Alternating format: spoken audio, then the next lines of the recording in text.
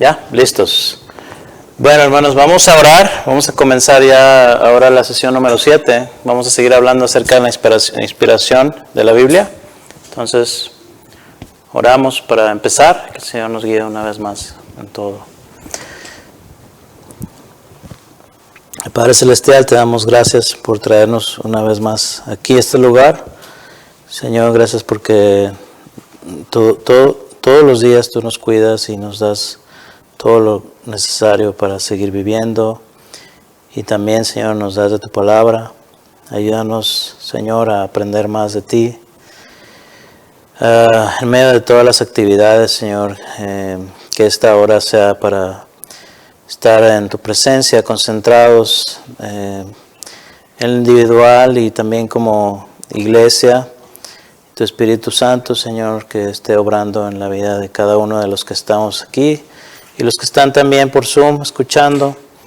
Que tú les bendigas, que nos ayudes, Señor, en todo y podamos crecer en tu palabra, crecer en nuestra vida práctica como creyentes, que podamos valorar lo que tú nos has dado y tu palabra y los estudios que podemos tomar y todas las cosas que hemos aprendido, que Señor lo valoremos de tal manera que también enseñemos a otros. Te pedimos esto en nombre de Cristo. Amén.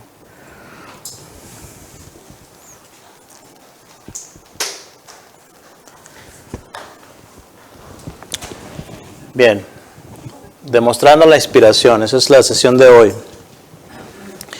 La semana pasada estuvimos viendo acerca de la inspiración, qué significa la inspiración.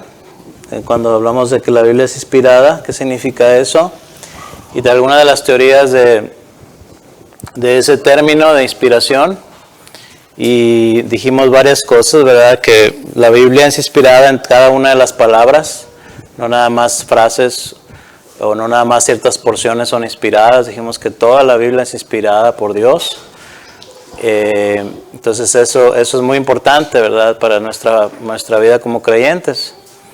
Que valorar la Escritura como lo que es. Cada libro de la Escritura, cada palabra ha sido inspirada por Dios. Llegamos a esa conclusión. Pero hoy vamos a hablar acerca de ¿cómo sabemos que la Biblia es inspirada? Ya hablamos acerca de lo que significa inspiración. Pero ahora, ¿cómo uno puede saber si la Biblia es inspirada? ¿Cómo es que la Biblia se autentifica a sí misma? ¿Qué evidencia existe de que la Biblia es inspirada? ¿Existe alguna evidencia fuera de las Escrituras de la autenticidad histórica de la Biblia? Vamos a ver todas estas cosas, ¿verdad?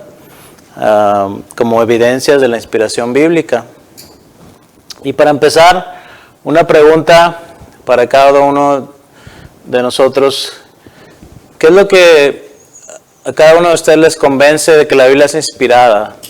De que las Escrituras son inspiradas. ¿Por qué ustedes dirían y creen que la Biblia es inspirada? ¿Qué dirían a eso? Tanto ustedes están aquí, hermanos, y los que están por Zoom.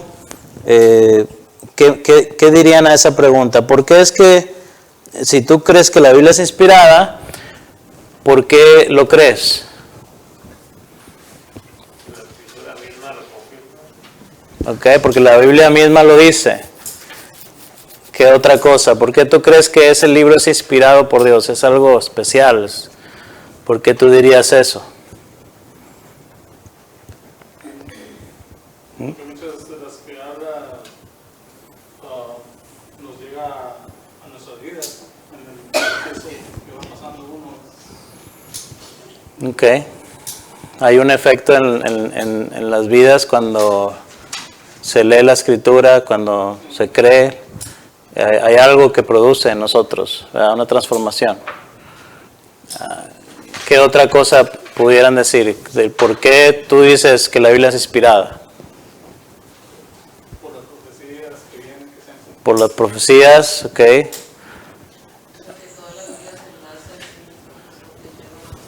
Ok. Muy bien.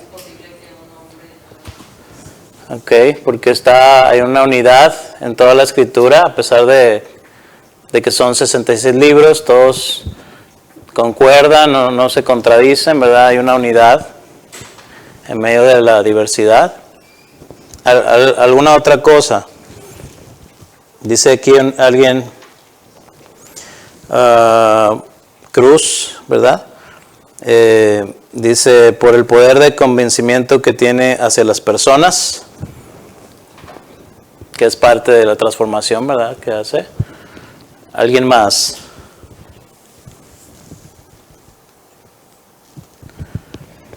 Aparte yo creo que Dios le inspiró a esos hombres, y yo pienso que un hombre común no pudiera haber hecho o escrito esas cosas. Okay. Entonces fueron usados por Dios, fueron inspirados por Dios. Entonces ahí es como vemos que Dios los usó. Entonces yo puedo decir que un hombre como yo, supongamos, yo no puedo tener esa capacidad de decir si no es que es dada por la inspiración de Dios. Ok, entonces lo que contiene la Biblia es algo muy especial que no lo pudo haber hecho a un hombre, ¿no? Ok, muy bien. Bueno, vamos a ver algunas de las que ustedes ya dijeron. Vamos a verlas y algunas otras, ¿verdad? Y es parte de lo que vamos a hacer hoy, demostrando la inspiración de las Escrituras. Es decir, hay evidencias que podemos decir, ¿por qué es que crees que la Biblia es inspirada? Bueno, hay diferentes respuestas o evidencias, varias evidencias que podemos nosotros decir. 7 de ellas, vamos a ver. Primero, que el testimonio interno, alguien dijo, ¿verdad? Testimonio interno. La singularidad, también lo dijeron. La historicidad, el elemento profético, testimonio de Cristo, la habilidad para cambiar vidas, lo dijeron. Y el testimonio del Espíritu Santo. Entonces vamos a ver cada una de estas. Y luego vamos a traer un caso de estudio. Entonces primero, el testimonio interno. ¿Por qué es que creemos que la Biblia es inspirada por Dios? Bueno, una de las evidencias es que la misma Biblia dice que es inspirada por Dios. Alguien pudiera decir que eso es un argumento circular. Es decir, oye, ¿por qué crees que la Biblia es inspirada por Dios? Ah, pues porque la Biblia dice que es inspirada por Dios. Y te va a decir, oye, pero eso es algo muy circular, ¿verdad? O sea, pero aunque puede ser cierto, no quita su importancia. Obviamente, la misma Biblia dice que es inspirada por Dios. Y eso, de entrada, ya es muy importante. De hecho, de ahí es donde vamos a partir. Partimos del hecho de que la misma Biblia nos dice que es inspirada. Entonces, cuando la Biblia dice esto, tenemos que confirmar esto. Cuando una persona, digamos que tú apenas estás conociendo la Biblia, ¿no? Entonces te das cuenta de que la Biblia, este libro, dice, es inspirado por Dios. Ahí mismo lo dice. En ese libro lo vas leyendo y lo dice. Entonces dices, oh, qué raro. Esto no lo había dicho en ningún otro libro, ¿verdad? Que yo he leído.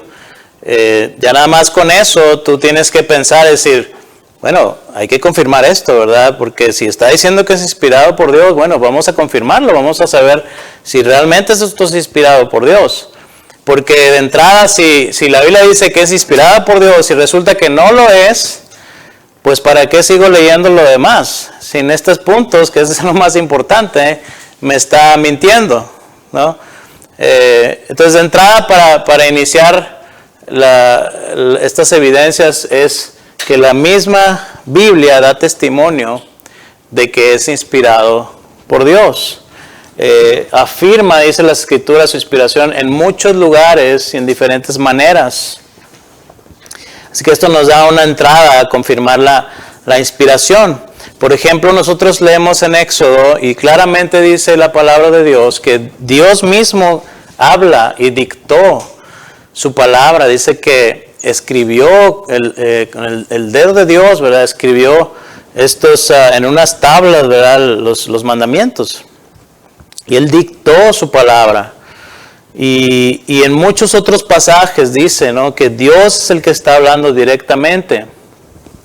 Así que desde el punto intelectual se dice que esto es un razonamiento circular, pero es la entrada para lo que estamos viendo, que la misma Biblia lo dice. O sea, si la Biblia no dijera, por ejemplo, que es inspirada por Dios, pues realmente no tendríamos ni siquiera de qué estar hablando aquí, porque no lo dice, pero sí lo dice. Ahora, entonces por eso es que la gente se pregunta, oye, ¿es inspirada? ¿Realmente es inspirada por Dios? Bueno, vamos a ver las evidencias.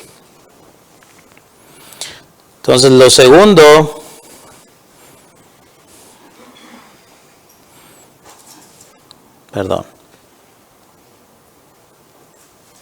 prender el aire porque se siente un poquito caliente. Lo segundo, su singularidad, también lo decían, su singularidad. Eso es una de las evidencias también que nos dicen, este libro es especial, este libro es inspirado por Dios. Si ustedes quieren ponerle aquí a un lado, ¿verdad? Unidad en la diversidad, decíamos, unidad en la diversidad. ¿Por qué en la diversidad? Porque hay 66 libros diferentes. Dice 66 libros compuestos de diversos géneros. Hay poesía, hay revelación, profecía, hay historia, discurso, sabiduría. Hay diferentes géneros, escrita por más de 40 autores también, diferentes y de todos los caminos de la vida, pescadores, reyes, médicos, pastores, recaudadores de impuestos, etcétera. Escrita en 3 continentes, en 3 idiomas y escrita a lo largo de 1500 años. Escribieron acerca de circunstancias diferentes, acerca de temas diferentes. Se ha traducido a más idiomas que cualquier otro documento, libro o escritura. ¿Qué otra cosa? Debido a la afirmación de su inspiración divina, su mensaje y su popularidad inigualable, la Biblia también ha sido atacada más que cualquier otro libro u obra literaria. A pesar de estos ataques, la Biblia sigue siendo el libro autoritativo para más de 2,000 millones de cristianos profesantes y el libro más vendido de todos los tiempos. O sea, ya nada más con eso, su singularidad en todas esas cosas, es algo que no puedes pasar por alto. El libro más vendido de todos los tiempos. Ya nada más por eso. No puedes dejar pasar por alto esas cosas. Y aún más, a 66 libros, como dicen, más de 40 autores, escrito a través de 1500 años. Y hay una unidad dentro de estos 66 libros. Eso es imposible, a menos que lo haya hecho Dios. Es imposible. ¿Cuántos de nosotros nos podemos poner de acuerdo en algún tema, en alguna cosa, ¿no? Y decir, tener una unidad? Difícilmente a veces. Una vez recuerdo que en una dirección que cuando estaba moderando en un grupo de jóvenes, hacíamos a veces juegos, y una vez se me ocurrió hacer el juego del teléfono descompuesto, no sé si lo han jugado. Y era en aquel entonces el grupo de jóvenes que yo estaba participando, éramos como 30, 40 veces jóvenes, ¿no? Y hacíamos casi siempre una rueda, ¿no? Entonces yo les dije, ok, vamos a jugar a esto. Y les pasé una frase chica. Y luego ahora vamos a hacer el teléfono descompuesto. Y cuando llega a mí, pues era todo, nada que ver, ¿verdad? Entonces yo les hacía ver esto de la singularidad de la Biblia en aquella ocasión. Estoy hablando de cuando yo tenía como unos 23 años, ¿verdad? 24, ya llovió. Entonces yo recuerdo que les decía en aquella ocasión, les dije, miren, fíjense cómo aquí somos 40 personas diferentes, pero estamos en un mismo lugar, vivimos en una misma época, tenemos el mismo idioma y no podemos tener unidad en esta simple frase, ¿verdad? De esa manera uno dice, imagínate 1500 años, 40 autores diferentes, reyes, pescadores, o sea, totalmente diferente, y hay una unidad dentro de estos libros. Muchas personas han atacado la Biblia y han querido destruir la Biblia, y algunos han dicho que la Biblia se va a acabar. Por ejemplo, un famoso ateo de no recuerdo qué año, pero hace como 300 años, John Paul Sartre, él era un ateo famoso en aquel tiempo, y él decía, la Biblia se va a terminar de aquí a 50 años, ya no va a existir. Y resulta, irónicamente, cuando él fallece, él tenía una imprenta en su casa. Irónicamente, cuando fallece, esta imprenta, por alguna otra razón, se volvió una imprenta de Biblias. En su misma casa, con su misma imprenta, y él decía, hace que 50 años la Biblia no existiría. Y así, irónicamente pasa, ¿no? La Biblia sigue y sigue y sigue, porque es la palabra de Dios. Y nada más con todos esos datos, es una de las evidencias que podemos decir, no podemos ignorarlas, ¿verdad? Y decir, es por esto que decimos que la Biblia es inspirada por Dios. Lo otro es su historicidad. Su historicidad. Dentro de la historicidad tenemos dos partes, la evidencia interna y la evidencia externa. La interna es la evidencia que viene de las mismas escrituras, eso es lo que decimos cuando hablamos de la evidencia interna, y la evidencia externa es algo que viene fuera de la escritura. Entonces vamos a ver primero la evidencia interna. Ahora, la Biblia es un libro, hablando de la historicidad, que es histórico, es un libro histórico. Y esto es importante. Es un libro histórico, y es un libro histórico correcto. O sea, es real, es verdad, la historia que contiene la Biblia. Es muy importante esta parte, porque si la Biblia fuera historias que realmente no sucedieron, pues se va a autodescalificar. Sin embargo, la Biblia son historias, no de leyendas, no de cosas inventadas, no de filosofías así nada más, sino que son hechos históricos que sucedieron y que están comprobados. Y eso le da bastante validez. Si una persona dice, yo quiero saber si la Biblia es verídica, yo quiero saber si la Biblia es inspirada por Dios. Bueno, esta es una de esas evidencias, es histórica y su historia es correcta. Si la historia falla, entonces también su inspiración falla. En la evidencia interna tenemos honestidad, la armonía, afirmaciones extraordinarias, falta de motivación para fabricar su contenido. Vamos a ir viendo estas cosas. Miren, primero, acerca de la honestidad. ¿Qué quiere decir esto? Que la Biblia es un libro muy honesto. Y eso es parte de su evidencia de que es inspirada por Dios, porque es un libro muy honesto. Nosotros, por ejemplo, yo recuerdo en la escuela, ¿verdad? En la primaria, veíamos libros de la historia de México, y nos contaban las historias de México, de los héroes de la patria, los niños héroes. Y no sé si alguno de ustedes vio algo de historia de México. La historia de aquí no, me la sé un poquito, pero no fui a la escuela aquí. Entonces tengo esa experiencia en México, que siempre los héroes de la patria hablaban de todas las cosas buenas que habían hecho. Nunca en un libro que yo recuerde se nos platicaba todas las cosas malas que ellos habían hecho, sino todo lo bueno. Entonces, regularmente eso va a suceder. Si tú estás hablando de tu país, si tú estás hablando de tu persona, pues regularmente la persona va a hablar todo lo bueno que hizo, ¿no? Porque no quiere que la gente sepa todas las cosas malas que también hizo. Pero la Biblia es muy honesta en este caso. De hecho, por ejemplo, en la historia de México es una historia muy maquillada porque se nos habla, recuerdo que se nos habla del personaje, no sé si recuerden o saben un poco acerca de Benito Juárez. Benito Juárez fue un presidente de México que en la historia es pintado como un gran héroe, ¿verdad? El héroe de la patria, Benito Juárez.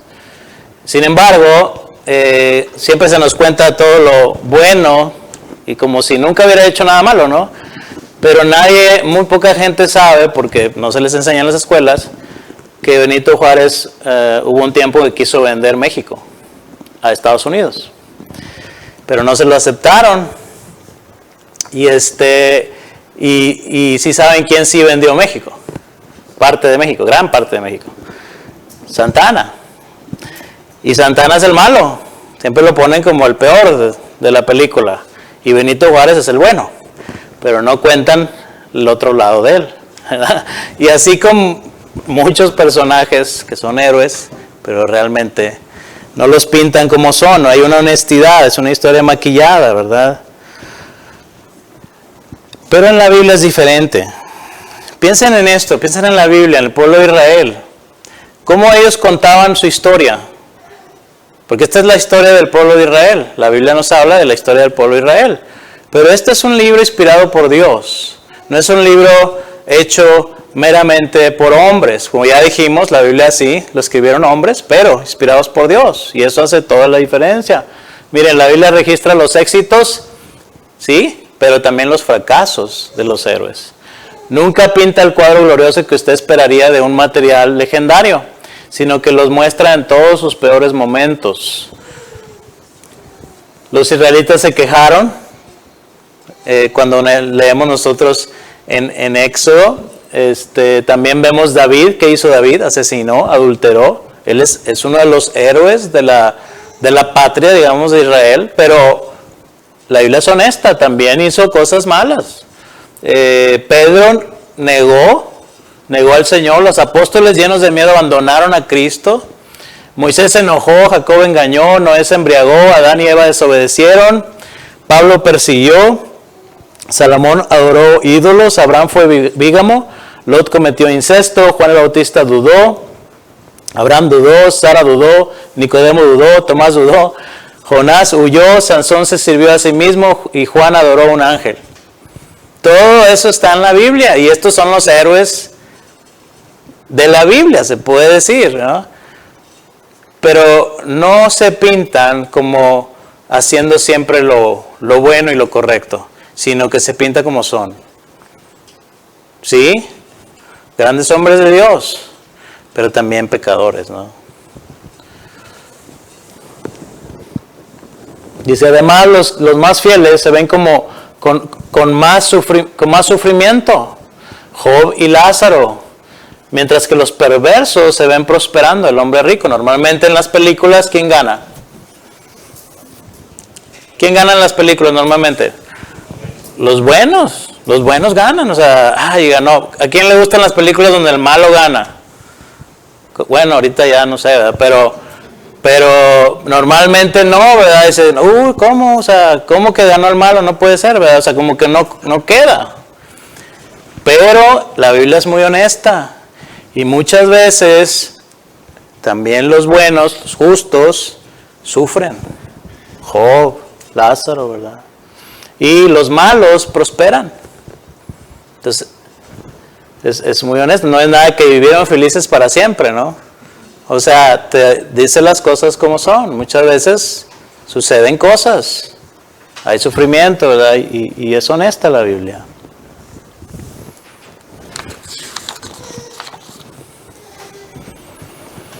Fíjense, los discípulos vivían con el Señor Jesús y una y otra vez vemos cómo ellos dudaban. Y la Biblia lo dice. La Biblia es muy real. Juan, después de haber visto esa visión en el Apocalipsis, ve al ángel y ¿qué hace? Adora y dices, ¿cómo? Espérate, Juan.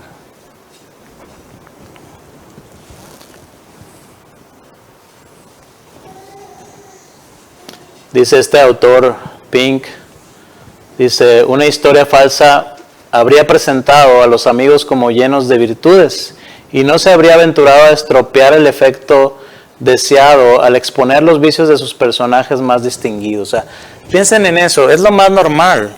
Que una persona, si va a escribir de ella misma, o si una persona va a escribir de su patria o de sus héroes, ¿qué es lo que va a hacer? Los va a pintar bien, los va a decir, estas personas son de lo más fino, lo mejor, hicieron tantas cosas buenas. No vas a tratar de poner lo malo, no quieres dar esa impresión a la gente. Pero la Biblia es inspirada por Dios y dice las cosas como son. Porque dice, aquí se exhibe la singularidad histórica de las Escrituras, sus personajes son trazados en los colores de la verdad y la naturaleza, pero tales personajes nunca fueron bosquejados por un lápiz humano.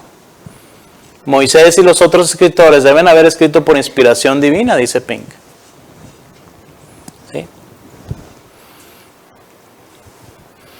La Biblia también incluye detalles irrelevantes que usted no esperaría de una historia embellecida.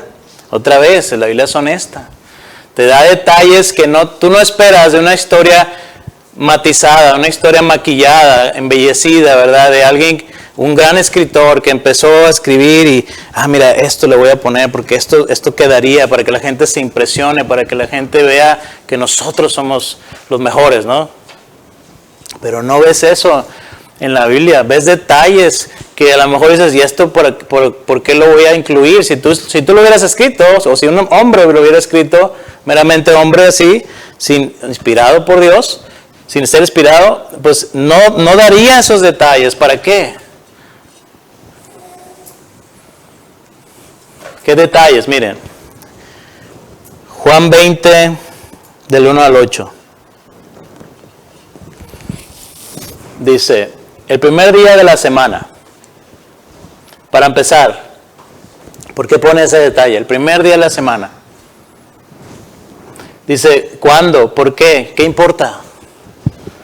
Y dice, muy de mañana, cuando todavía estaba oscuro. ¿A quién le importa eso? O sea, si un hombre fuera a escribir, un escritor, fuera a escribir esto, nada más ¿por qué lo tiene que poner así?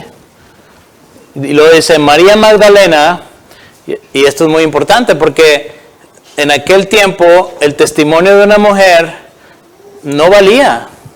Y entonces estaba poniendo aquí una mujer, y esto era un detalle incriminante, dice aquí. Si fuera un autor no inspirado por Dios, no tendría por qué poner eso. Eso incluso lo va a incriminar. Toda la gente que lo leyera va a decir, ¿cómo es posible que tú pongas aquí una mujer? O sea, no sería lo más normal que hiciera.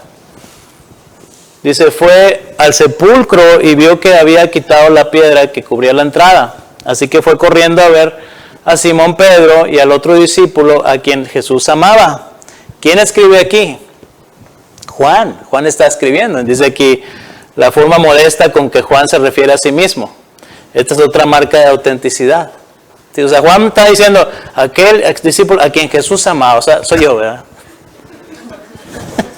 O sea, Juan es muy honesto y lo pone ahí. ¿Verdad? Dice, es otra marca de autenticidad. Y les dijo, se han llevado del sepulcro del Señor y no sabemos dónde lo han puesto. Él mismo está diciendo, con estas palabras está diciendo, sí, Jesús me amaba a mí más, pero yo dudé de él. Aquí está diciendo. O sea, está diciendo, yo no le creí. O sea, se han llevado al sepulcro y no sabemos dónde lo han puesto.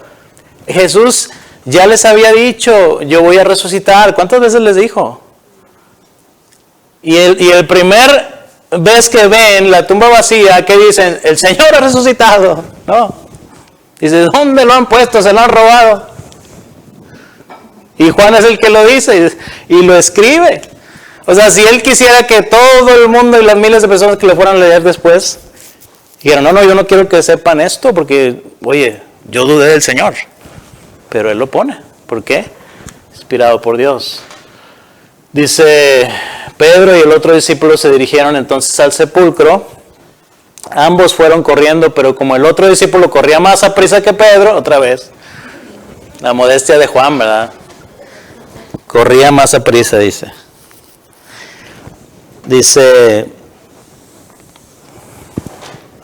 perdón, ¿dónde estoy? Ahí. Aquí, ¿verdad? Nuevamente, ¿dónde está? Pero ¿qué importa este detalle? Fíjense, ¿qué importa que él corría más recio? ¿Qué importa eso? Pero ahí está, ¿verdad? Lo puso, es decir, detalles que dices tú, ¿para qué? ¿Para qué puso eso, no? Pero ahí, esos detalles, hermanos, es otra de las evidencias de la inspiración de Dios. ¿Por qué? ¿Por qué ustedes creen que tantos detalles puedan ser a favor eso de la inspiración de Dios? Piensen en esto. Cuando una persona, si tú quieres descubrir a alguien, por ejemplo los policías, ¿no? ¿Qué hacen los policías cuando alguien robó o hizo algo, se peleó con alguien? Se están peleando, llegan los policías, llegan dos normalmente, ¿y qué hacen? Los separan y luego, a ver, ¿qué pasó? Y acá está el otro, ¿no?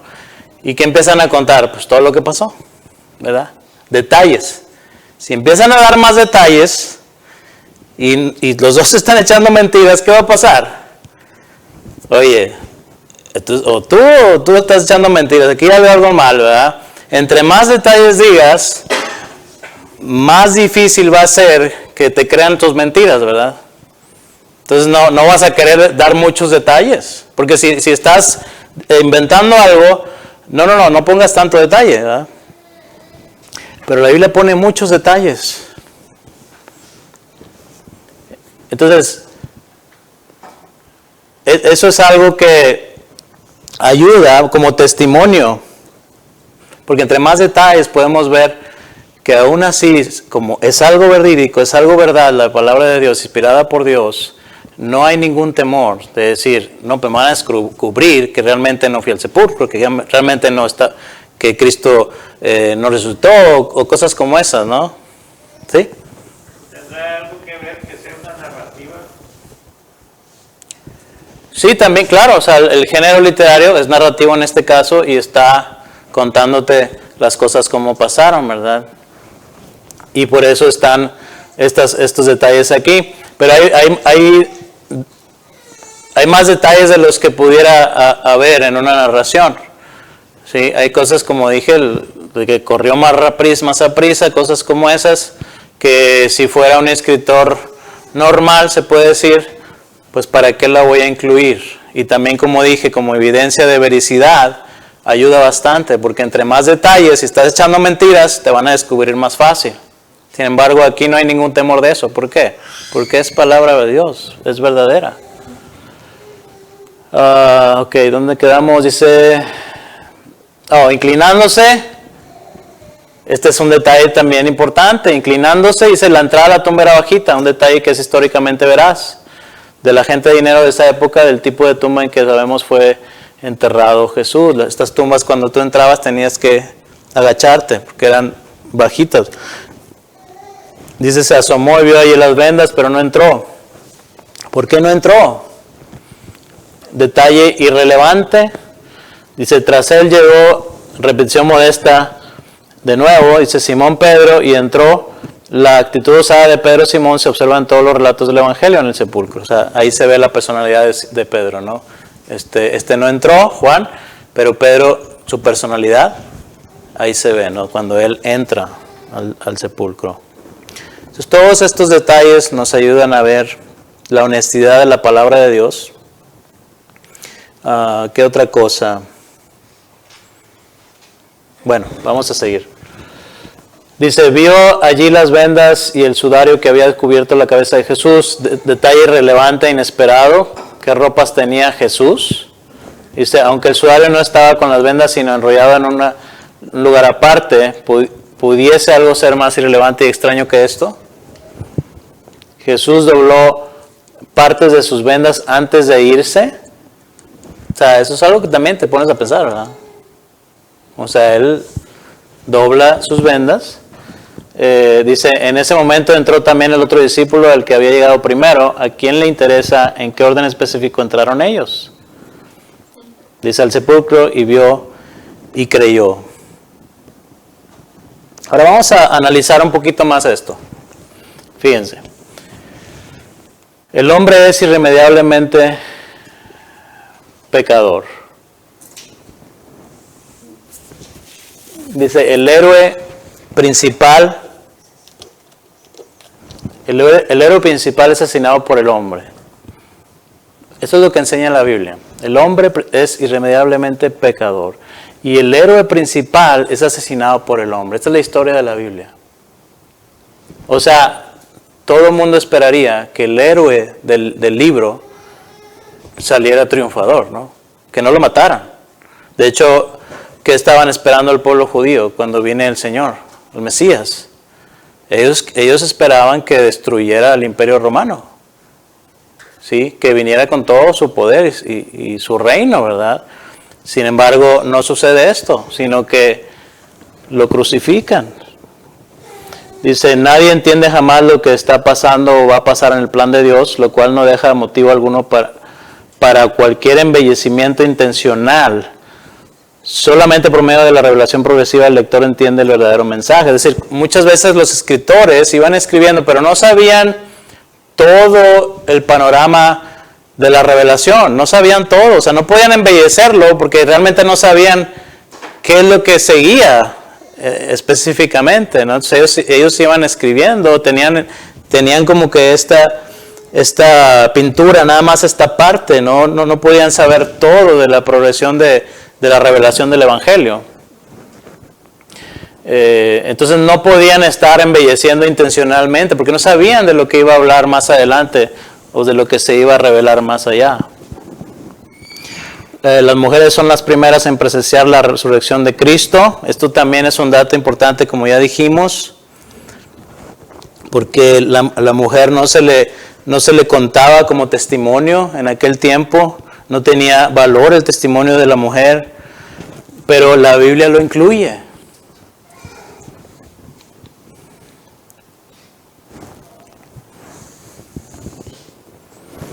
El hombre no crearía las tensiones existentes en la predestinación y responsabilidad humanas, la Trinidad, la unidad hipostática. O sea, todas estas cosas que estamos viendo, hermanos, es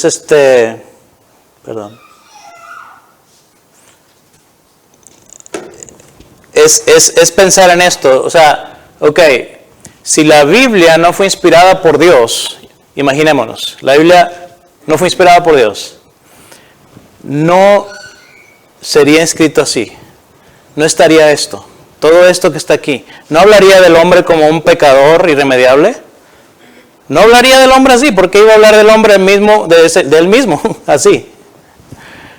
No matarían al héroe principal si se supone que alguien lo inventó, y como dije, embellecerían la historia, pero muchas veces no sabían lo que seguía. Y las mujeres definitivamente no hubieran puesto a las mujeres ahí en ese punto. ¿Qué otra cosa? El hombre no va a inventar doctrinas como la Trinidad. Si no fuera inspirado por Dios, o sea, no iban a inventar eso, o la responsabilidad, la predestinación, las responsabilidades humanas, la unión hipostática de Cristo, es decir, que Cristo es 100% hombre, 100% Dios. Esa doctrinas que son incomprensibles, el hombre no podría inventar eso. Muchos textos contienen ambigüedades inherentes, tales como el significado del bautismo por los muertos, por ejemplo. O sea, ¿por qué alguien pondría cosas como esas? Hace poco predicamos de eso, ¿verdad? Y explicaba que hay más de 40 posibles interpretaciones en ese texto. O sea, no sabemos con certeza qué significa eso. Entonces, si alguien lo puso ahí y no es inspirado por Dios, pues, ¿cómo pudiera hacer eso? ¿Es las llaves del reino de los cielos también? ¿O la semilla de la mujer? Bueno, en aquel tiempo no sabían, ahora nosotros sabemos más y podemos decir, sí, se refiere a Cristo. Pero en aquel tiempo no tenían toda la revelación. ¿Cómo pudieron escribir eso así nada más por su propia mente? La respuesta es, el porqué de todo esto en la Biblia es porque es inspirada por Dios. El hombre no pudo haberse inspirado a sí mismo a escribir de esta manera. Sí me explico con lo que estamos viendo aquí.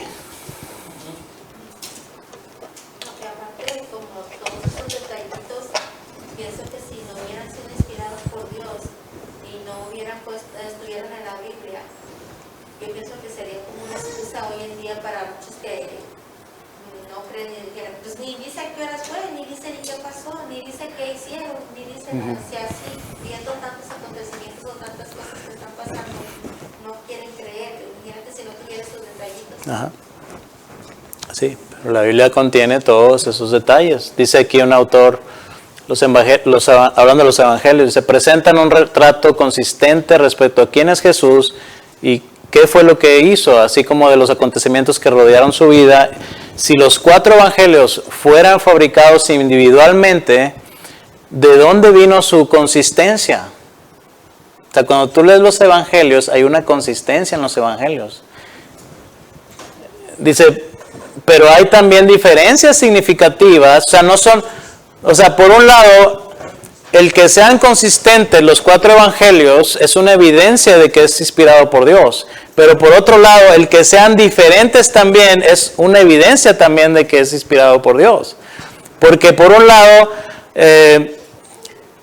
hay consistencia, pero no son idénticos, ¿verdad? Pero hay una consistencia. Entonces lo más normal que es que si es inspirado por Dios va a haber una consistencia, pero cada uno va a dar una perspectiva de lo que vio del Señor Jesús.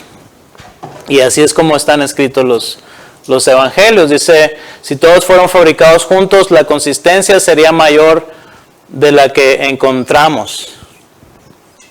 Pero hay diferencia también. Bueno, acerca de la armonía ahora, acerca de la armonía de las escrituras, a pesar de que las escrituras son una colección de composición múltiples, escritas por diversos autores,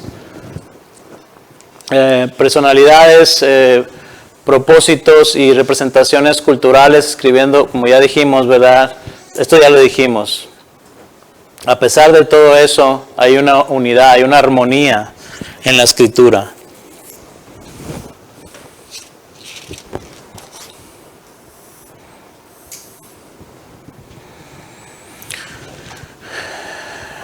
Bueno, ya comentamos de esto, ¿verdad? La otra evidencia, estas son evidencias internas, otra vez, ¿ok? Dice, afirmaciones extraordinarias verificables, esto es importante también, verificables. Esto es acerca de los milagros, ¿no? ¿Han sucedido milagros en nuestros tiempos? ¿Se ha escuchado de milagros en nuestros tiempos? Sí, ¿no? Digo, o sea, a lo mejor han escuchado en la televisión o algo, por ahí escucharon de milagros, ¿no?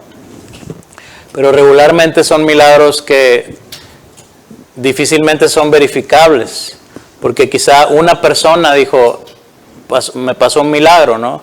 Pero ¿cuántos lo vieron? O sea, son verificables, fue algo público.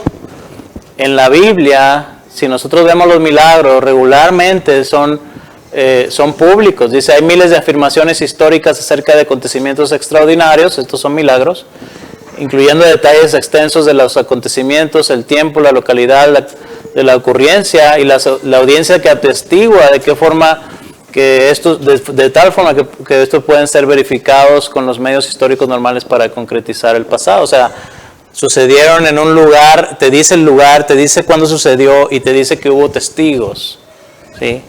Entonces, esas afirmaciones extraordinarias son verificables en la Biblia y es otra de las evidencias de la inspiración de Dios.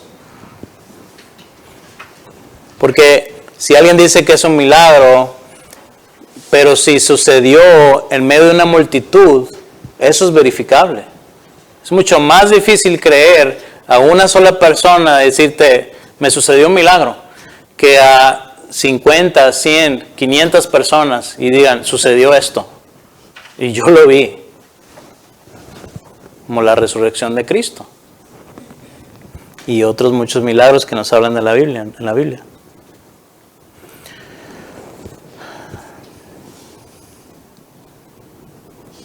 Ok. La otra es falta de una motivación para su fabricación. O sea, si la Biblia la fabricaron hombres, si no fue inspirada por Dios, ¿qué los motivó a hacer esto? ¿Por qué lo hicieron? No podemos encontrar un motivo válido si decimos, es que la Biblia la escribieron hombres y ya. Que inspirada por Dios, no inspirada por Dios, no, eso lo hicieron los hombres. Pero ¿qué motivo los llevó a hacerlo? No hay. O sea, piensen en un motivo, ¿por qué lo harían? Dice, no existe una motivación válida para los autores de la Escritura registraran lo que registraron si todo fuese una fabricación. Los escritores del Evangelio, por ejemplo, no obtuvieron más que ¿qué cosa? Persecución y finalmente su muerte. Por lo que escribieron y fabricaron, si fue fabricación, murieron por sus mentiras.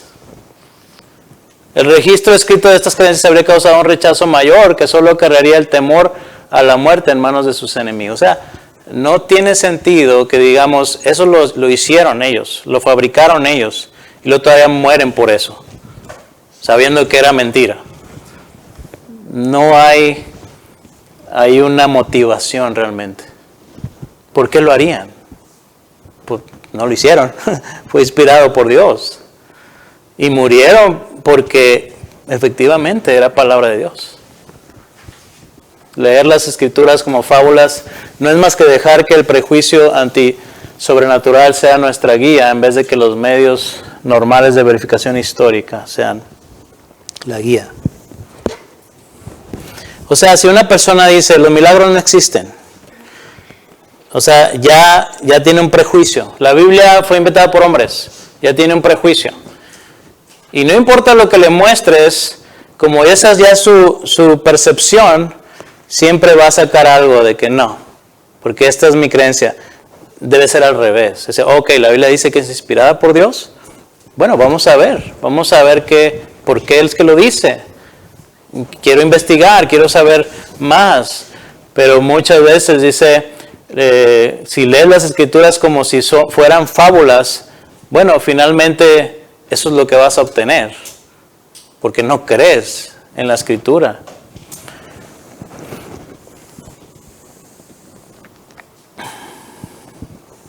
Son solamente prejuicios. Varias personas han hecho esto. No van a la Escritura simplemente ya con un prejuicio, sino que van diciendo, ok, yo no creo en la Escritura, pero vamos a ver que sí es cierto. Es más, hay hombres que al contrario han dicho, yo estoy seguro que la Biblia es mentira, que no es inspirada por Dios, y yo lo voy a comprobar. ¿Y qué piensan que sucedió con esas personas? Terminan creyendo. Hay una película, de hecho, que se hizo hace poco de este autor Lee Strobel, El caso de Cristo.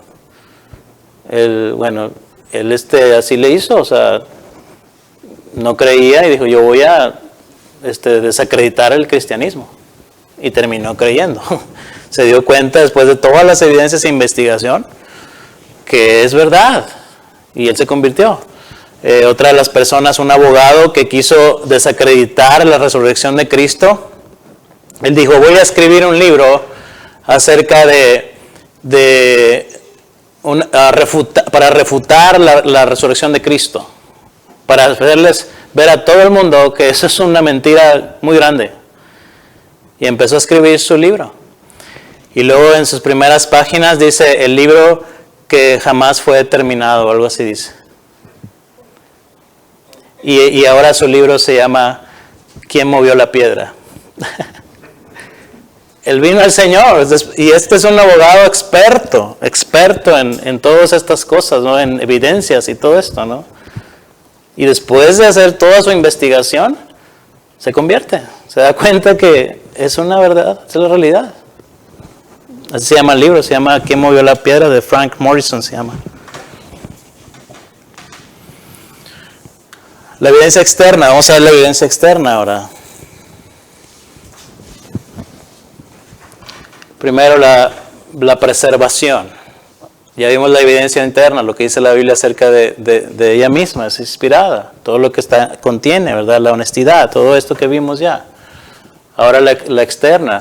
La Biblia es posiblemente el libro mejor atestiguado de toda la historia antigua. De hecho, ya vimos algo de esto. Con más manuscritos en existencia que cualquier otra obra. El Nuevo Testamento, más de 25,000 manuscritos. Comparados con otras obras antiguas, no son nada. O sea, hay muchísima evidencia. La Biblia se ha preservado, copiado y copiado y copiado. Ya hemos visto que el original no existe, ¿verdad? Pero se copió tantas y tantas veces. Tenemos muchos manuscritos. Dice, la particularidad de su preservación se ata intrínsecamente a su autoproclamación como la palabra de Dios. No existe otro libro que haya sido objeto de tal escrutinio y ataques apasionados como lo han sido las Escrituras. Aún así, hoy sobrevive como el libro más vendido de todos los tiempos. Por sí solo, este punto testifica de su autenticidad como la palabra de Dios, la cual es protegida por su mano providencial. Piensen en esto.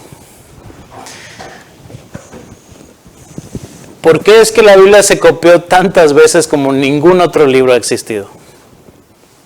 Se ha hecho. ¿Por qué? ¿Por qué tantas veces se copió? ¿Por qué se cuidó tanto? ¿Por qué es el libro más atacado de todos los tiempos y lo sigue siendo? Que han querido destruirlo, literalmente destruirlo. ¿Por qué? ¿Por qué no ha sido otro libro? Esas cosas, hermanos, nos dicen algo. Es la palabra de Dios. Tantas y tantas copias tenemos. ¿Por qué? Porque es valorada como lo que es, la palabra de Dios. Ningún otro libro antiguo ha recibido tanto ataque, ni se ha copiado tantas veces. Y de hecho, a pesar de todas las veces que han querido destruir la Biblia, en muchas épocas, seguimos teniendo la Biblia. Dios ha intervenido. ¿Saben cómo se llama eso? Es un milagro. La historia de la Biblia, de la preservación de la Biblia, es un milagro. Si nosotros vamos viendo la historia de la Biblia, nos damos cuenta que es un milagro que tengamos la Biblia hoy en día. De tantos ataques.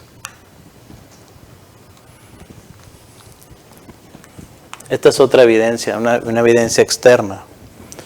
La arqueología, el testimonio de la arqueología ha confirmado continuamente los datos de la Escritura. Cuando ha existido duda en el pasado, otro dato aquí, se me olvidó dar un ejemplo. En cuanto a la preservación, cuando tú tienes algo muy valioso, ¿qué es lo que quieres? Cuidarlo, ¿no? Preservarlo. Bueno, eso es lo que vemos en la Escritura.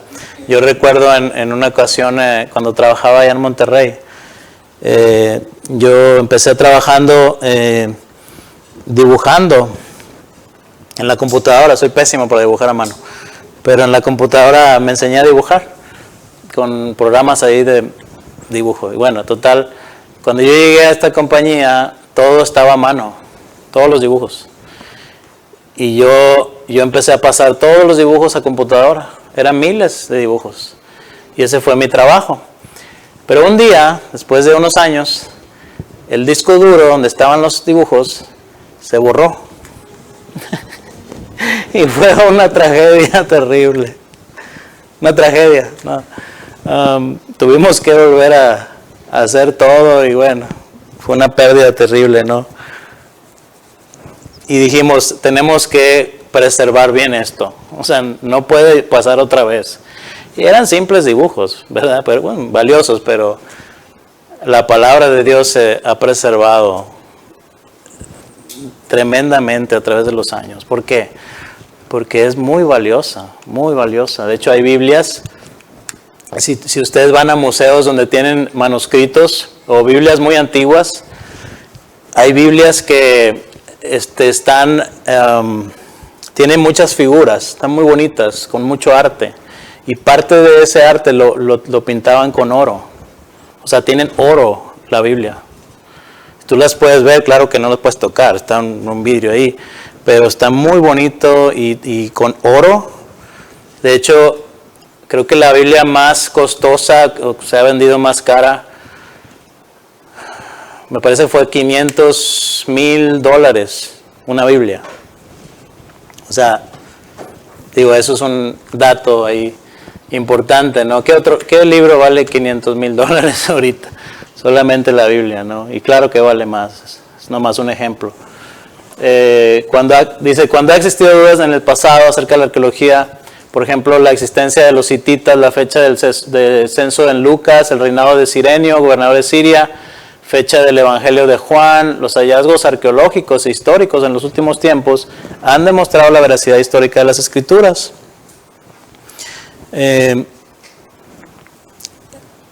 Se dice que también los arqueólogos, mucha gente va a la Escritura y si creen en la Escritura, lo que hace es que van a la Escritura y luego van y tratan de encontrar eso que dice la Escritura porque creen que es verídica. Y al contrario, también se ha probado lo contrario, ¿verdad? Que a lo mejor no creen porque la Biblia hablaba de un pueblo, por ejemplo los hititas, o también de la ciudad de Nínive, también se habla la Biblia, y no la habían encontrado, decían, mira, ya ves, la Biblia es mentira. Pero pasan los años y resulta que un arqueólogo encuentra la antigua ciudad de Nínive y se dan cuenta que la Biblia es verdadera. Entonces en arqueología también tenemos el testimonio externo. Un famoso arqueólogo dice, se puede afirmar categóricamente que ningún descubrimiento arqueológico ha contradicho jamás a una referencia bíblica. Hermanos, eso es bien importante también. ¿Cuántos años tiene la Biblia? Es decir, ¿hace cuánto se escribió? Miles de años.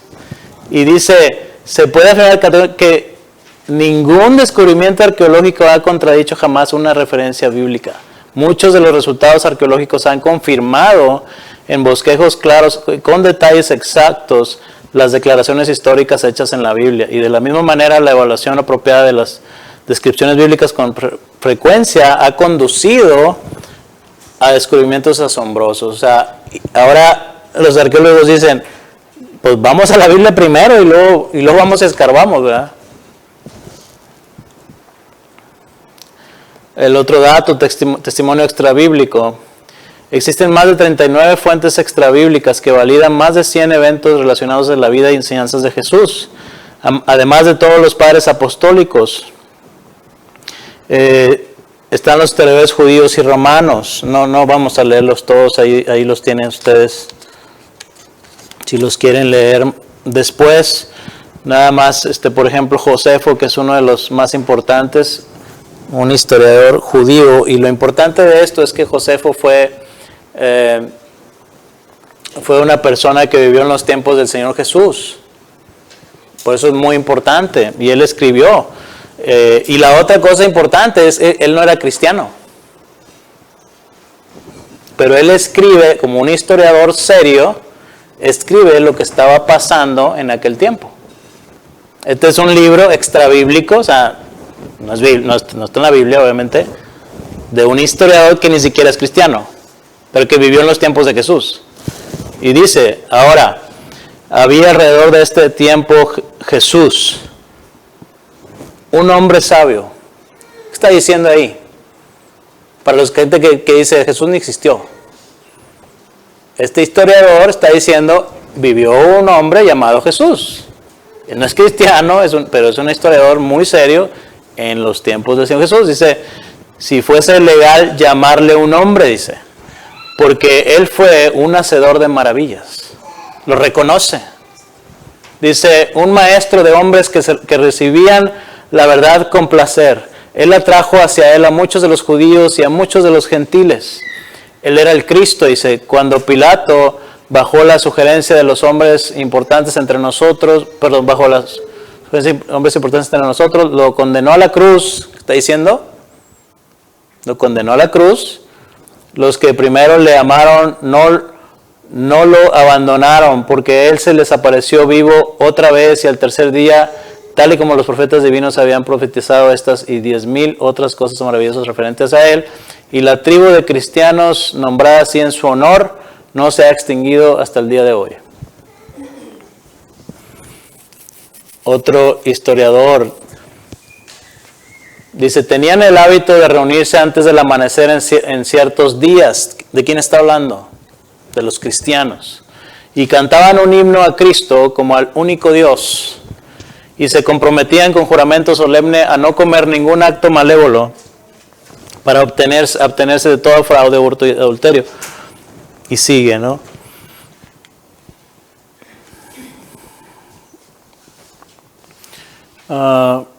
Bueno, ustedes pueden leer, aquí hay otro, por ejemplo, Tácito, el año 115.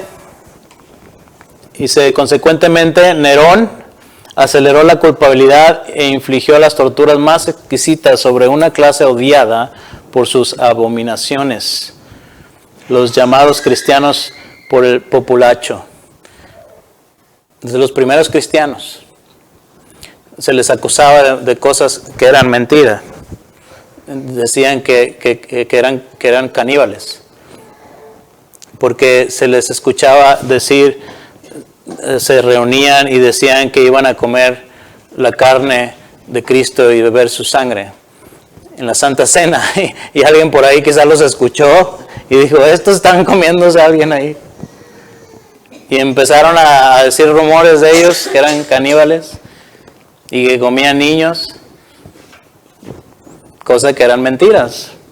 Pero ahora otra vez, o sea, estamos leyendo un texto de alguien que no es creyente, que simplemente está dando una historia de cómo se veía en aquel tiempo, pero lo que sí vemos que había creyentes, los primeros cristianos, y que eran perseguidos y se hablaba cosas feas de ellos, pero eran mentiras. Y bueno, y sigue diciendo, ¿no? Ustedes lean los demás si tienen tiempo por ahí. No voy a leer más de esto. Ok, no sé si hay una pregunta, hermanos. Ya nada más vamos a ver un caso de estudio. ¿Alguna pregunta de lo que estamos diciendo? Estamos viendo la evidencia interna y externa de que la Biblia no es cualquier libro. Es un libro inspirado por Dios.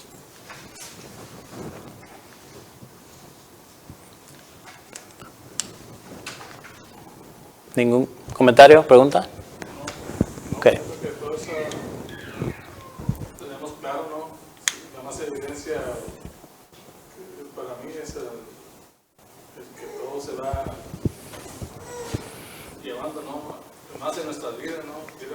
Yo creo que eso es algo de lo que realmente uno puede dar testimonio, ¿no? Del milagro de uno en la vida antes sin Cristo y ahora después con Cristo, ¿no? La evidencia es cuando vas leyendo y vas comparando todo lo que Dios ha hecho y luego lo tienes a tu vida, entonces vas con una transformación. Eso es una evidencia de lo que uno va queriendo, ¿no? Y como estos hermanos, los hermanos que dicen, claro, o sea, ahora tú lo atesoras, ¿no? La palabra, porque es algo que transforma.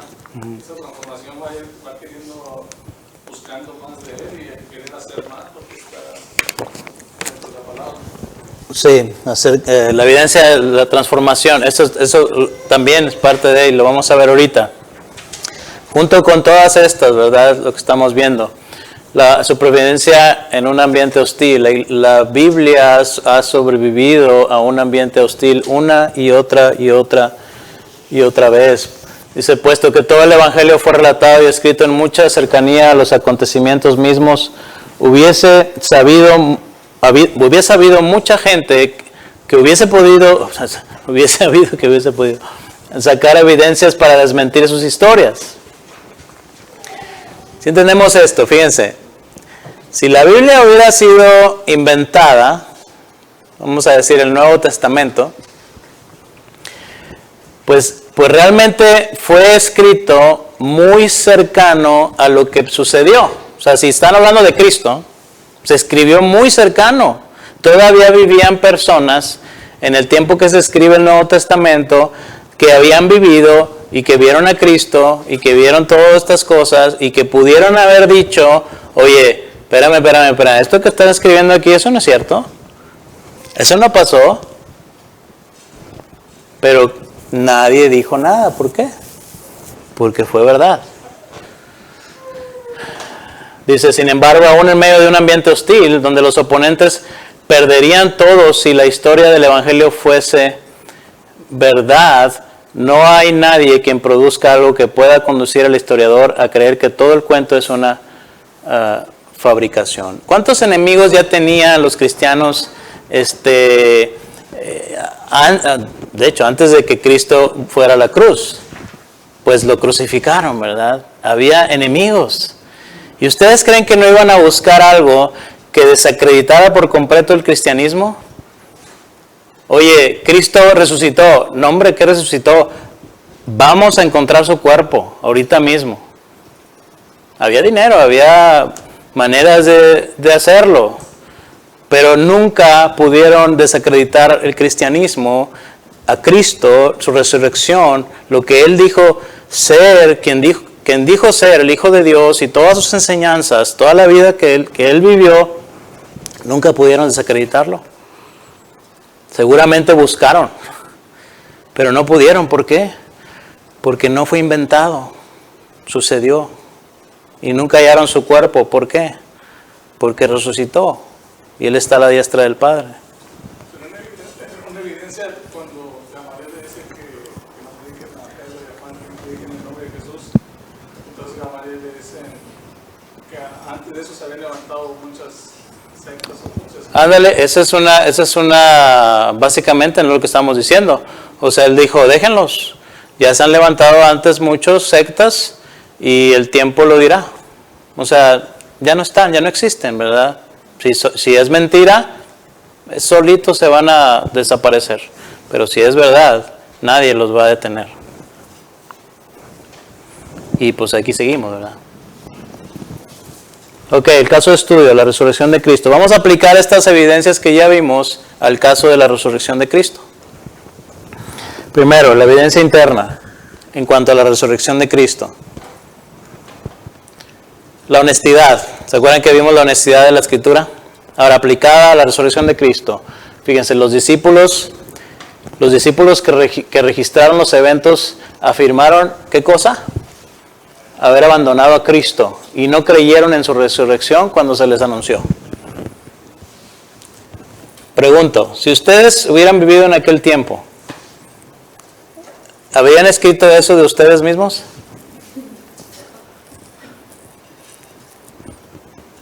Habrían escrito, no, yo nunca le creí, yo fui el más malo de todos. No, yo les dije, ¿se acuerdan? Yo les dije que sí era cierto. O sea, al contrario, ¿verdad? Tú te pones como el héroe ahí. Pero ellos no hacen eso. O sea, ellos se presentan como lo que fueron, que no creyeron. No como los héroes. Se presentan además como ignorantes del plan de Dios. Leemos Marcos y cuántas veces los discípulos no le creían y no entendían lo que estaba diciendo. Se ven como ignorantes. El Señor les dice una cosa y ellos dicen otra. O sea, no. También las mujeres fueron las primeras en atestiguar la resurrección. Ya dijimos esto, ¿verdad?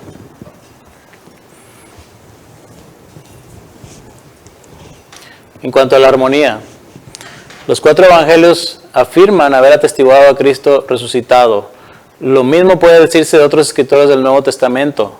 Los 4 evangelistas escriben acerca del mismo acontecimiento desde diferentes perspectivas. Aunque las versiones se distinguen en los detalles, están en completa armonía con los acontecimientos principales que rodean la resurrección, y todos afirman que es un acontecimiento histórico. O sea, todos dicen que Cristo resucitó. Y aunque encontramos detalles diferentes en cada uno, no se contradicen. Y todos atestiguan que fue así. Hay una unidad en los evangelios, hay una armonía. Y en el Nuevo Testamento, los demás escritos, Pablo, ¿cuántas veces escribe acerca de la resurrección de Cristo? Hay una armonía. Las afirmaciones extraordinarias, ya dijimos, son verificables. La Biblia registra que la resurrección de Cristo sucedió y especifica el tiempo, lugar, gente implicada y nombra a muchos de los testigos. Es decir, hay afirmaciones extraordinarias, no fueron hechas en secreto, como sería el caso si hubiese sido fabricada. cuando nosotros escuchamos del libro del Mormón, por ejemplo. Se dice que este hombre, Joseph Smith, se le apareció el ángel Gabriel o Morín, no sé cómo se llama, y que le dijo las tablas en oro, no sé qué, dentro de un sombrero. Y dices tú, no sé qué estaba fumando, pero, o sea, una cosa que tú dices, oh, pues se ve muy interesante. Pero dice, oye, ¿quién más estaba contigo? No, nada más yo. Oh, ok. Y el ángel, ¿verdad? Pero no nadie lo ve, nada más él. Entonces, ¿cómo? Pero aquí, ¿cuántos vieron al Señor? Los milagros que hizo, su resurrección. Falta de motivación para fabricar su contenido. No hay explicación, otra vez, razonable en cuanto a por qué los apóstoles habrían compuesto tal historia. No ganarían popularidad, ni poder o riquezas, porque todos eran pobres. Si hubiese sido una mentira. Estaban bajo persecución constante debido a su confesión y finalmente la mayoría experimentaron una muerte terrible. No cabe en la cabeza decir, lo inventaron. No tienen motivación para esto. Dice, sellando su testimonio con sangre. No puede ser una ilusión, ya que las ilusiones no suceden de forma masiva o a lo largo de un periodo de tiempo. No habría podido ser un caso de error de identidad. Simplemente pensaron haber visto a Cristo, tampoco es eso, puesto que es imposible explicar cómo tantos testigos podrían estar equivocados al haber visto a alguien muerto y enterrado para entonces ver a la misma persona viva 3 días después. No puede ser que Cristo realmente no murió, puesto que los romanos eran verdugos expertos y mucha gente ayudó en el proceso del entierro, envolviendo a Cristo en una mortaja tal y como era su costumbre. O sea, todas estas son teorías en contra, pero ninguna de ellos tiene evidencias razonables. La evidencia externa, ¿cuál es la evidencia externa? Bueno, la preservación. Otra vez, los manuscritos disponibles demuestran concluyentemente que no pasó más de una generación hasta el tiempo en que fueron escritos y registrados, lo cual autentifica el testimonio de los testigos oculares. No hubo tiempo para que se desarrollara material legendario. O sea, cuando alguien quiere inventar algo, ¿verdad? Que según sucedió así, pues se lleva tiempo, ¿verdad? Unas buenas mentiras te lleva tiempo, ¿no? O sea, acomodar todo, que te quede bien. Pero oye, no tuvieron ni tiempo de mentir aquí, de acomodar todas las cosas, ¿no? Fue algo que se fue escribiendo y rápido. ¿Por qué? Pues porque fue verdad. La arqueología, los restos del cuerpo de Cristo nunca fueron encontrados. Aquellos que negaron la resurrección en el primer siglo nunca pudieron producir un cuerpo, como tampoco aquellos quienes aún la niegan. Testimonio extrabíblico. Existen numerosos escritos no bíblicos del primer y segundo siglo que atestiguan el hecho de que los cristianos creyeron que Cristo se levantó del sepulcro, y aquí están todos estos. Y ustedes tienen algunos ya de los que hablamos. Supervivencia en un ambiente hostil. A los oponentes del cristianismo no les faltó oportunidad de demostrar que todo era solo puras imaginaciones. El hecho de que los que eran hostiles del cristianismo no presentaron un caso en su contra añade a su historicidad. O sea, no pudieron presentar evidencias en su contra, porque no las tenían. Nadie se puso a debatir si Cristo había resucitado o no, porque no tenían evidencias con qué.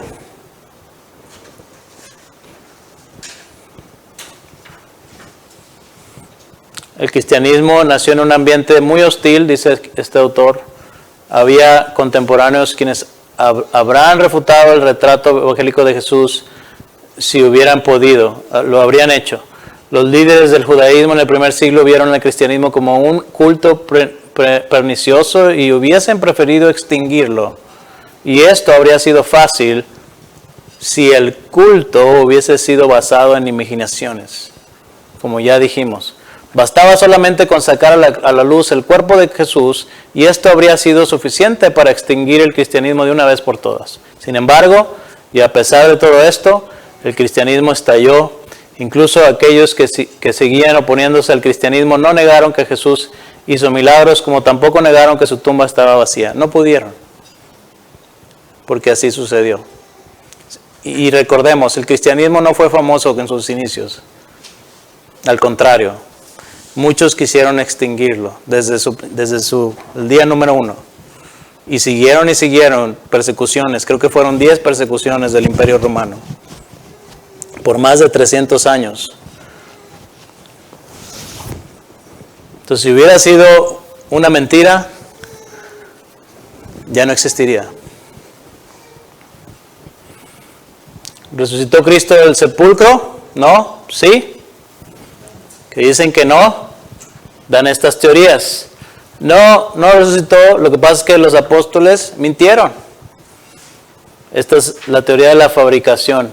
Pero sin motivación para mentir, otra vez, fueron martirizados por el testimonio solemne de haber visto con vida a Cristo. No puede ser. ¿Por qué iban a morir si era mentira? O sea, ¿creyeron sus propias mentiras? Dice, no, los apóstoles estaban errados, se equivocaron. Todos afirmaron haber sido testigos oculares de la muerte, sepultura y resurrección, y todos fueron a la muerte por un caso de identidad errada. O sea, me equivoqué. No tiene sentido tampoco. El cuerpo de Cristo fue robado, esa es la otra teoría. ¿Quién se lo robó y cuál fue su motivación? Esto aún no explica el testimonio de los apóstoles de haber visto con vida a Cristo. Y la otra, Cristo no murió, Él se desmayó. Cristo solo parecía estar muerto y sin embargo fue a los apóstoles después de 3 días golpeado, contusionado, perforado y apuñalado y los convenció de que Él era el Rey resucitado. ¿Qué es más fácil creer? Y el elemento profético, la Biblia es el único libro religioso e histórico que predice el futuro en detalle. Y acerca de Cristo, el reto apologético de Dios para nosotros es este. Isaías 46, 9, 10. Dios nos dice esto. Recuerden las cosas pasadas, aquellas de antaño. Yo soy Dios y no hay ningún otro. Yo soy Dios y no hay nadie igual a mí. Yo anuncio el fin desde el principio, desde los tiempos antiguos. Lo que está por venir, yo digo, mi propósito se cumplirá y haré todo lo que deseo, dice el Señor. Y luego dice, expongan su caso, dice el Señor.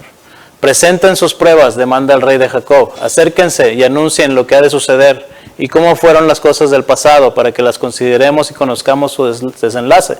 Cuéntenos lo que está por venir. Digan qué nos depara el futuro. Así sabremos que ustedes son dioses.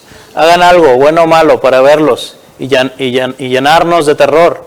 La verdad es que ustedes no son nada, dice. Y aún menos que nada son sus obras. Abominable es quien los escoge. Esto lo está diciendo el Señor. Entonces la misma Biblia, el Señor nos reta y dice, ok, esta es mi palabra, esta es la verdad. Te reto a que veas esa verdad. Que te des cuenta. Y aquí hay unas profecías importantes acerca de Cristo. No las vamos a leer, ustedes pueden revisarlas ahí en su casa. Solamente aquí Isaías 53. Conocemos Isaías 53. ¿Quién ha creído a nuestro mensaje y a quién se le ha revelado el poder del Señor? Creció en su presencia como vástago tierno, como raíz de tierra seca. No había en él belleza ni majestad alguna. Su aspecto no era atractivo y nada en su presencia lo hacía deseable. Despreciado y rechazado por los hombres, varón de dolores, hecho para el sufrimiento. Todos evitaban mirarlo, fue despreciado y no lo estimamos. Ciertamente él cargó con nuestras enfermedades y soportó nuestros dolores, pero nosotros lo consideramos herido, golpeado por Dios y humillado. Él fue traspasado por nuestras rebeliones y molido por nuestras iniquidades. Sobre Él recayó el castigo, precio de nuestra paz, y gracias a sus heridas fuimos sanados. Todos andábamos perdidos como ovejas. Cada uno seguía su propio camino, pero el Señor hizo recaer sobre Él la iniquidad de todos nosotros. Maltratado y humillado, ni siquiera abrió su boca. Como cordero fue llevado al matadero, como oveja enmudeció ante su trasquilador. Y ni siquiera abrió su boca. Después de aprenderlo y juzgarlo, le dieron muerte. Nadie se preocupó de su descendencia. Fue arrancado de la tierra de los vivientes y golpeado por la transgresión de mi pueblo. Se le asignó un sepulcro con los malvados y murió entre los malhechores, aunque nunca cometió violencia alguna, ni hubo engaño en su boca. Pero el Señor quiso quebrantarlo y hacerlo sufrir, y como Él ofreció su vida en expiación, verá su descendencia y prolongará sus días, y llevará a cabo la voluntad del Señor. Después de su sufrimiento verá la luz y quedará satisfecho. Por su conocimiento mi siervo justo justificará a muchos, y cargará con las iniquidades de ellos. Por lo tanto, le daré un puesto entre los grandes y repartirá el botín con los fuertes, porque derramó su vida hasta la muerte y fue contado entre los transgresores. Cargó con el pecado de muchos e intercedió por los pecadores. 700 años se escribió esto antes de que Cristo viniera. Este texto se les ha mostrado a judíos que no creen en Cristo. Y algunos dicen, no quiero saber nada del Nuevo Testamento. Yo no creo en el Nuevo Testamento, eso no es palabra de Dios. Sin decirles que esto está en Isaías. Sin decirles nada, al leer esto, ellos dicen inmediatamente, yo no creo en Cristo. Yo no creo en esas cosas, yo no creo en el Nuevo Testamento. Pero oye, este es el Nuevo Testamento. Este es el Antiguo Testamento. 700 años antes.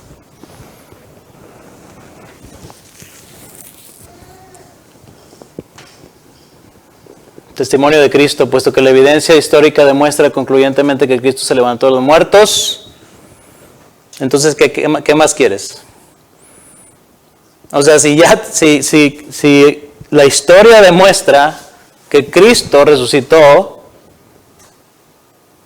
en sí misma la resurrección verifica su afirmación de qué cosa, de que Él es el Hijo de Dios. Y su testimonio referente a las Escrituras, porque Él dijo, esta es la palabra de Dios, es final y autoritaria. Y entonces, ¿qué cosa decimos? Que la Biblia, ¿qué es? Palabra de Dios. Él lo dijo, el Hijo de Dios. ¿Qué más evidencia necesitamos? Habilidad, esa es la última, la habilidad para cambiar vidas. Es lo que también decíamos, ¿no? La Escritura tiene la habilidad, demuestra esta característica de la sabiduría, el discernimiento y la convicción de que uno esperaría encontrar, de lo que esperarías encontrar en el testimonio del Creador omnisciente que transformara vidas.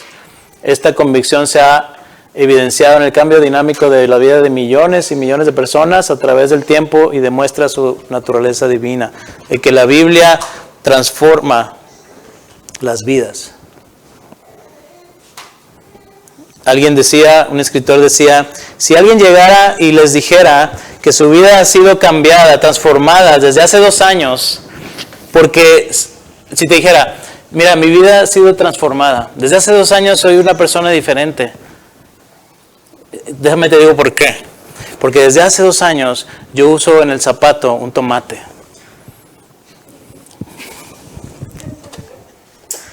Y en el zapato izquierdo. ¿Ustedes qué dirían?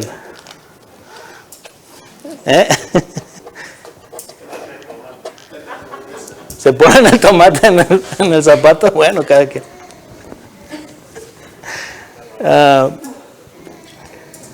Bueno, vamos a hacer la prueba con 500 personas. Y si eso cambia sus vidas, entonces, ¿lo van a creer? ¿Sí? Sí, ¿no? Oye, realmente sí es verdad. Pero si solamente una persona está cambiando, y él dice que porque se puso un tomate en el zapato, dice, pues no es el tomate, ¿verdad? No, eso es una cosa así muy media chistosa, ¿no? Pero pensemos en esto. ¿Cuántas personas han sido transformadas a través de la Escritura? ¿Eso no nos dice algo? O sea, millones y millones de personas. Es otra evidencia de que es palabra de Dios.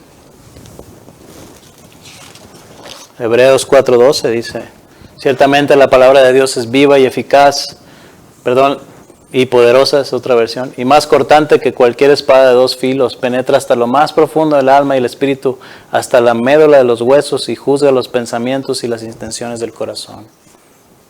Es la palabra de Dios. Viva y poderosa, eficaz, nos transforma. Por último, el testimonio del Espíritu Santo. Las Escrituras se atestiguan a sí mismas por medio del testimonio subjetivo del mismo Dios en la mente, corazón y el alma del individuo, demostrando que el mensaje proclamado es verdaderamente la voz de Dios. Cuando uno es creyente, hermanos, el Espíritu Santo está obrando y nos da testimonio de que esto es palabra de Dios. Es muy diferente. Si tú, por ejemplo, a mí me pasó, yo leí la Biblia cuando no era cristiano, quizás leí Apocalipsis. Creo que todo lo que leí cuando no era cristiano.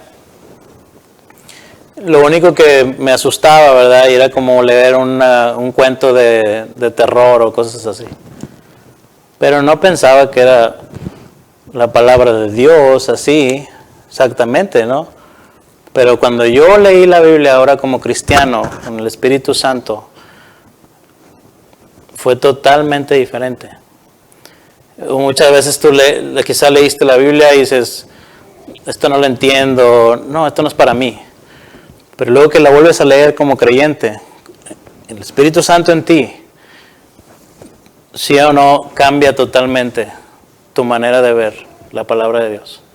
Testimonio del Espíritu Santo. ¿No la lees? Antes de ser cristiano nunca la lees. ¿No la lees? Bueno, yo digo ahí en un milagro, ¿verdad? Quizá de repente. Sí. O sea, de repente a lo mejor la leíste por ahí. Hay gente que sí la lee, hay gente que la ha leído toda y no es cristiano. O sea, hay gente que la ha leído más que quizá un creyente. ¿Sí? Sí, y lo digo porque mi hermano fue uno de ellos y hasta cuando él murió yo nunca supe que él fuera un cristiano o creyente. Sin embargo, hablabas algo, preguntabas algo y él te decía, en la Biblia dice esto. Sí, pero no por eso quiere decir que lo creemos, ¿verdad? Juan 10, ya hemos visto este pasaje. Por último, está nada más una gráfica, hermanos, comparando la Biblia con el libro del Mormón y el Corán. Como ya vimos cada una de las evidencias de la inspiración, podemos ver aquí autor, tiempo y lugar. Ya dijimos, la Biblia, más de 40 autores, alrededor de 1500 años en 3 continentes. El libro del Mormón, un autor a través de 50 años y en un solo lugar. El Corán, un autor a través de 50 años en un solo lugar. La honestidad. La Biblia es honesta. Los demás libros no se ve una honestidad ahí. Detalles irrelevantes, no hay detalles irrelevantes tampoco, solamente en la Biblia. Testimonios de afirmaciones, como ya dijimos, solamente en la Biblia. Profecías verificables, solamente en la Biblia. Sin motivo para su fabricación, solamente en la Biblia. Ellos tuvieron motivo. Sí, querían poder, querían control. Acá, nada de eso. Habilidad de cambiar vidas. Bueno, ahí podemos decir, mucha gente dice que su vida ha sido cambiada a través del libro del Mormón o del Corán. Igual, dice, es el Espíritu Santo que me ha revelado esto y también afirman que es inspirada por Dios. Pero todo esto de aquí es más subjetivo, aunque no estoy diciendo que no tiene valor, claro que tiene valor. Pero la Biblia contiene todas estas evidencias. Esto es nada más una comparación con estos otros libros. ¿Alguna pregunta, hermanos? Hasta ahí. Esa es la clase de hoy. Si no hay preguntas o comentarios, hermanos de Zoom también. Hasta aquí lo dejamos. Vamos a seguir viendo acerca de ahora la inerrancia de las Escrituras. Y luego vamos a entrar ya en la interpretación de las Escrituras. ¿No hay preguntas? Hermanos de Zoom.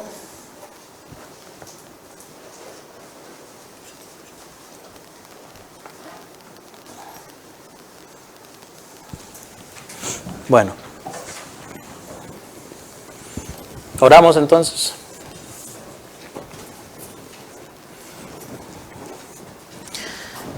Gracias, Señor, por esta clase que hemos visto. Gracias por el tiempo que nos has dado. Gracias por los hermanos y hermanas que tuvieron el tiempo, la disposición de estar esta hora y media, Señor, aquí. Y, Señor, tú eres quien nos ha dado esa fe para creer que la Biblia es tu palabra. Aún antes de ver todas estas cosas. Eres tú quien a través de tu Espíritu Santo nos dio ese testimonio. Y también quien tú has cambiado nuestras vidas a través de tu palabra, aún antes de saber todas estas cosas.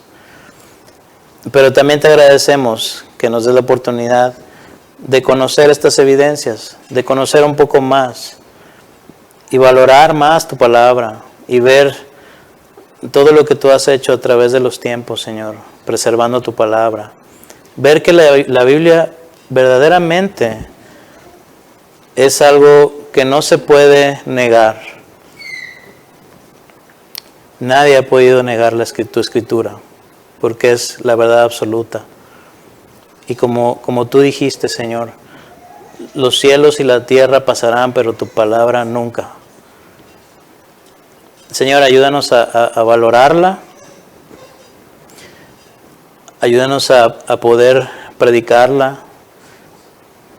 a vivirla. Te lo pedimos. Por los méritos de nuestro Señor Jesucristo, quien murió en esa cruz por nuestros pecados para salvarnos, como lo leímos en Isaías 53. Una y otra vez lo dice. Gracias, Señor, por salvarnos y por mantenernos firmes aquí, seguir creyendo. Solamente tú eres quien hace eso, Señor. Afirma nuestras vidas cada día más en tu palabra. En el nombre de Cristo. Amén.